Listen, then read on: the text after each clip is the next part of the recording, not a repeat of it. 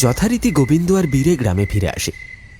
তখনও রাস্তার মোড়ে শ্যামলের চায়ের দোকানে গ্রামের লোকজন আড্ডা মারছে। গোপাল খুড়ো বলল, কেরে গোবিন্দ, মাছ ধরা হলো? কিছু পেলি ওই কানা নদী থেকে? না গো, তেমন কোনো বড় মাছ হাতে লাগলো না। মাছগুলো সব গেল কোথায় তাই ভাবছি। আর খুড়ো খুড়ো, এভাবে আর কতদিন বলো তো? সবাই যে পেটের জ্বালায় ধুঁকতে শুরু করেছে। মরবি কেন? তোদের মতো জেলেদের কথা ভেবে শশীভূষণ তো ভালোই সাহায্য করছে। 3 ভাগের 1 ভাগ টাকা দিয়ে মাছ কিনছিস, আর সেই মাছ বাজারে বিক্রি করে বাকি 3 ভাগ লাভ করছিস।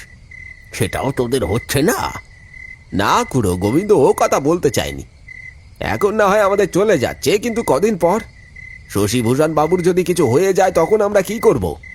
আহা, অত ভাবিস না, কটা মাসেরই তো ব্যাপার। ওই পুবপাড়ার কাছে ব্রিজটা ঠিক হয়ে গেলে আর কোনো সমস্যা থাকবে না। বলছি খুড়ো, একটা কথা জিজ্ঞাসা করব, রাগ করবে না তো? এই শশীভূষণ বাবু এত মাছ পান কোথায়? কানা নদীতে তো কোনো মাছ নাই। হঠাৎ সেই প্রশ্ন শুনে চমকে উঠলেন খুড়ো।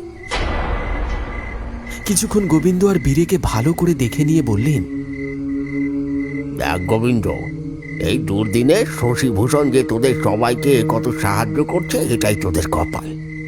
কৌতূহল ভালো, বেশি কৌতূহল কিন্তু কপালে দুর্ভাগ্য ডেকে নিয়ে আসে। খুড়োর মুখে এই কথা শুনে গোবিন্দ আর বীরে আর কোনো কথা বলল না, শুধু আসছি বলে সেখান থেকে উঠে পড়ল। শশীভূষণ এই চাপাহাটি গ্রামের একজন গণ্যমান্য ব্যক্তিবর্গ। বংশ পরস্পরায় জেলে কানা নদী থেকে মাছ ধরে নিজের পেটটুকু চালিয়ে নেন। গোপাল খুড়ো তার সঙ্গী।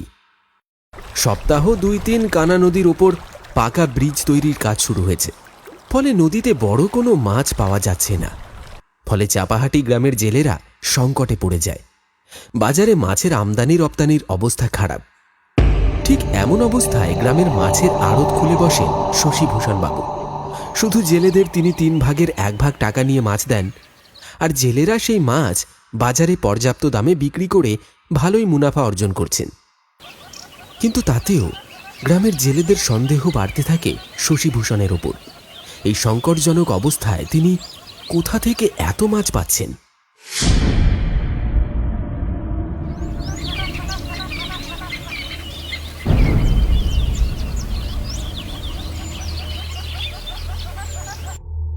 ও খুড়ো, কত করে নিচ্ছ মাছ? প্রতিদিন জানি, রুই 60 টাকা কেজি আর কাতলা 80 টাকা কেজি। বলছি একটু কম হবে না? তাহলে কেজি 2 নেব। না রে বাপ, 2 কেজি নে আর 10 কেজি নে, বাজারে সবার এক দাম। তাহলে আর কি হবে, দাও 250 রুই মাছ দাও। তো ভাগা, সেই থেকে যা করছিলিস যেন 2-3 কেজি মাছ নিবি। এই নে তোর মাছ।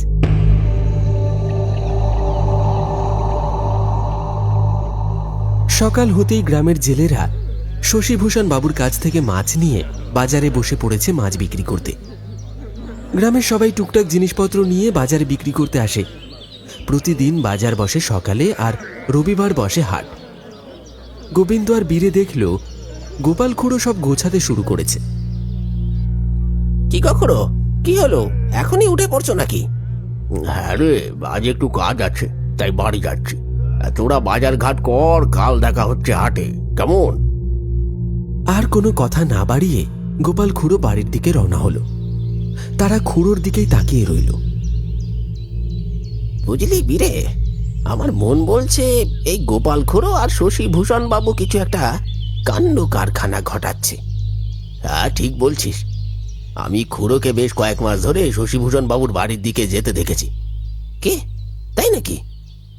তাহলে 2 খুড়ো মিলে ওই ঘরের ভিতরে কোনো ঘাটালা করছে। আজ বিকেলে চলে আয়, বুঝলি? আজ বিকেলে তারা শশীভূষণ বাবুর বাড়ির উপর নজর রাখবে বলে ঠিক করে। যথারীতি সকাল গড়িয়ে দুপুর, দুপুর গড়িয়ে বিকেল হয়। তারা এসে হাজির হয়েছে শশীভূষণ বাবুর বাড়ির সামনের জঙ্গলে। সেখান থেকে লুকিয়ে নজর রাখতে থাকে।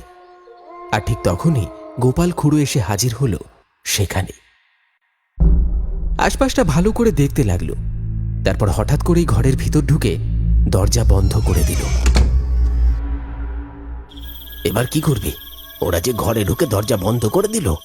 আরে চুপ কর, ব্যাপারটা ভালো করে বুঝতে দে।